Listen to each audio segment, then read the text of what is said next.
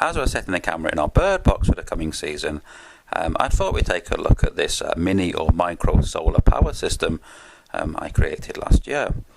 It's actually 3 panels. It started with 1 panel, then I decided we needed 2 panels, and eventually in the autumn I went to 3 panels. Each one has a maximum output of 5 watts, so that gives us 15 watts.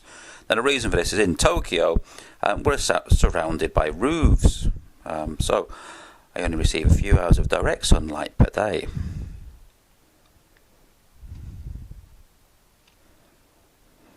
So the 3 panels are wired in parallel. As I say, they give us 15 watts potential, and they're held on with these rather funky plastic G-clamps, and it's held up over the winter, so I'm quite happy. Now the wiring then comes in for this rather conveniently placed extractor hood on the side of my house, and then comes into my solar controller. This is the Denrolt Solar Amp B, and this is just so simple to use. We've got a terminal for the solar panels, we've got a battery terminal, and then that little light bulb is a load terminal. And this takes care of everything.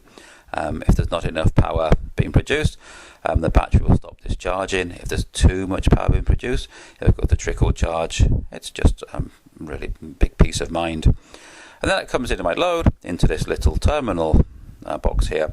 We've got 4 outputs. I think it's from a car system. I've got my own little voltage meter there, LED voltage meter. I picked up in Akihabara. And there is my battery.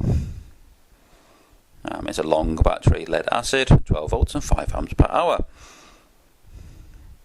And I'm actually running a little experiment with an Arduino and the Wi-Fi module and a couple of sensors, all powered by solar.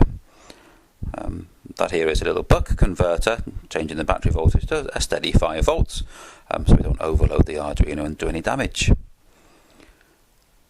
And I even have a little light up there, an LED strip light, so it gives us a solar powered light.